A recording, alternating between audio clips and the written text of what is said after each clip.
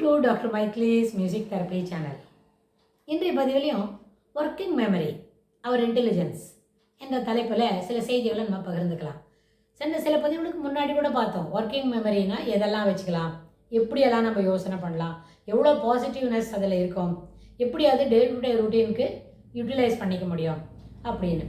இப்போது ஒர்க்கிங் மெமரின்னு சொன்னால் ஒரு வேலை ஒரு தொழில் செய்கிறோம், அதுக்கு தேவையான செய்திகளை நம்மக்கிட்ட என்ன போதுமான அளவுக்கு வச்சுருக்குறோம். ஒரு ஹோம் மேக்கர் இருக்கிறாங்க, அவங்க என்ன வீட்டுக்கு செய்ய வேண்டிய எல்லா வேலையும் related to kitchen, related to other house hold course, அப்புறம் வீட்டுக்கு தேவையான ரெக்குயர்மெண்ட்ஸு, அப்புறம் வீட்டில் நடக்கக்கூடிய எல்லா விதமான செய்திகளுக்கும் தேவையான ஆன்சர் பதில் இருக்கிறது.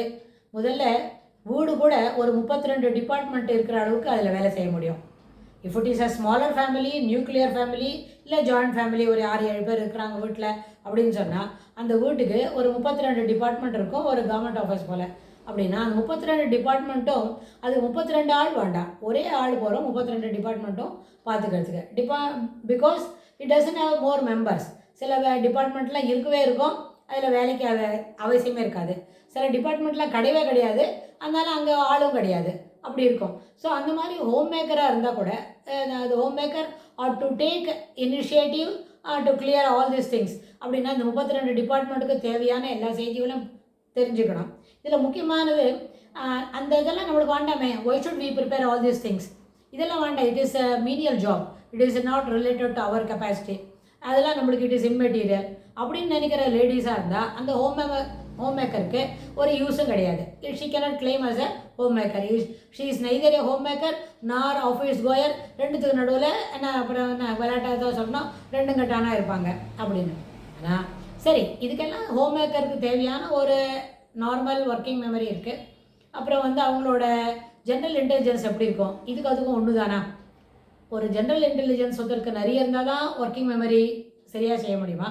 இல்லை ஒர்க்கிங் மெமரி இருக்கிறதே ஜென்ரல் இன்டெலிஜென்ஸுக்கு ஜி ஃபேக்டரா அப்படின்னு நம்ம சொல்லி பார்க்கலாம். ஆனால் இதில் முக்கியமானது என்ன ஆகும்னு கேட்டால், இதில் இந்த ஹோம் மேக்கர் தவிர வேறு இன்னொரு ஆஸ்பெக்டில், இன்னொரு பெர்ஸ்பெக்டிவில் இந்த ஒர்க்கிங் மெமரியை பார்க்கணும்னு சொன்னால், ஒரு எபிசோடிக் பம்பர் அப்படின்னா நம்ம ஏற்கனவே படிச்சிருக்கோம், எபிசோடிக் மெமரி, ஜெனரிக் மெமரி அப்படின்னு.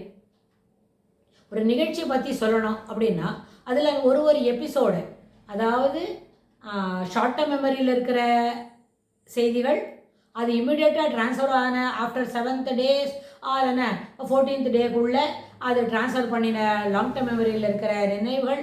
அப்புறம் ஒரு சிறிய நிகழ்ச்சி, அந்த நிகழ்ச்சிக்கு தொடர்புடைய செய்திகளை நம்ம ஸ்டோர் பண்ணி வச்சுருக்கிற neural net, neural loop, central executive, central tendency, phonological memory, அது எல்லாமே சேர்த்து ஒரு நிகழ்ச்சியை நம்ம வெளிக்கொண்டு மனசில் எண்ண ஓட்டங்களை அசை போடுறோம், எண்ணங்களை அசை போட்டுக்கிட்டு இருக்கோம் அப்படின்னு சொன்னால் அது கூட ஜென்ரல் இன்டெலிஜென்ஸுக்கு தேவையான ஒரு விஷயந்தான்.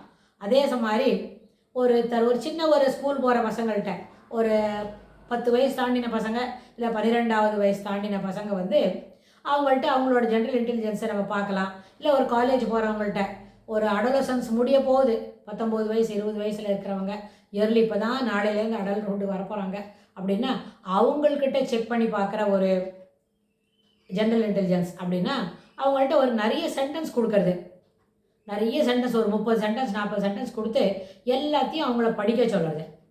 படிச்சு விடுவாங்க, 30 சென்டென்ஸு 40 சென்டென்ஸு படிப்பாங்க, படித்ததில் எல்லாத்துலேயும் நிலவில் கொள்வாங்க. அப்படின்னா அந்த நினைவில் கொண்டு இருக்கிறது ஹவ் வில் யூ ரிட்ரீவ், எப்படி திருப்பி சொல்லுவாங்க, உங்களுக்கு நினைவில் இருக்குதுன்னு எப்படி காமிச்சிப்பாங்க அப்படின்னு சொன்னால் அவங்க அதாவது இப்போ தானே படிச்சிருக்காங்க, படிச்சுட்டு புத்தகத்தை தள்ளி வச்சுட்டு தே ஆர் டெல்லிங் தட். அப்படின்னா அதில் ஆல்மோஸ்ட் இந்த 30 சென்டென்ஸ்லேயும் இருக்கிற எல்லா சென்டென்ஸோட கடைசி வார்த்தையெல்லாம் சொல்கிறது, இல்லை எந்த டாப்பிக்கில் ஆரம்பிக்கிறதுன்னு சொல்கிறது, அந்த சென்டென்ஸ்க்கு என்ன மீனிங்னு சொல்கிறது, இது எல்லாமே சொன்னால் கூட இன்டெலிஜென்ஸ், ஜென்ரல் இன்டெலிஜென்ஸ் அவங்களுக்கு பரவாயில்ல, அப்ரிஷியபிள் அப்படின்னு நம்ம சொல்ல முடியும்.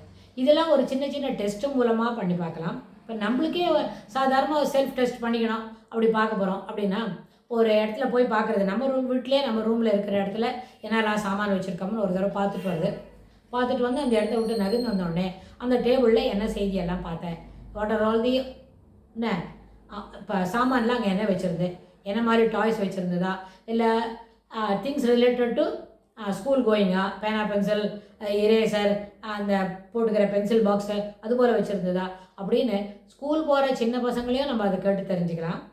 கொஞ்சம் வளர்ந்தவங்கள்ட்டையும் அவங்க என்னெல்லாம் பார்த்தாங்க, you kindly organise what exactly it comes to your eyes, பார்த்ததில் என்னெல்லாம் கம்ஸ் டு யுவர் மைண்ட் அப்படின்னு ரெண்டுத்தையும் கேட்டு தெரிஞ்சுக்கலாம். ஸோ அதனால் வரும்பொழுது ஒர்க்கிங் மெமரியோட ஷார்ட் டேர்ம் மெமரியும் லாங் டேர்ம் மெமரியிலேருந்து எடுக்கிற எபிசோடிக் மெம்பரும் இந்த மாதிரி சென்டென்ஸில் கடைசி வார்த்தைகளோ அதில் இருக்க மீனிங்கோ வெளியில் கொண்டு வரும்பொழுது அதில் நம்மளோட general intelligence, ability to reproduce things, ability to grass things, ability to think about it, அதாவது ஃபோனலாஜிக்கல் திங்கிங், ஃபோனலாஜிக்கல் வேர்ட்ஸ் அந்த மெமரியில் கொண்டு வருதுன்னு சொன்னால் இது எல்லாமே ஒர்க்கிங் மெமரி ஓரளவுக்கு நம்மளோட ஜென்ரல் இன்டெலிஜென்ஸ்க்கு துணை போகும் அப்படின்னு சொல்லி இந்த பதிவை நிறைவு செய்கிறோம். இதுக்கு தொடர்புடைய செய்திகளை வரப்போகிற பகுதிகளில் பார்க்கலாம். தேங்க்ஸ் ஃபார் வாட்சிங்.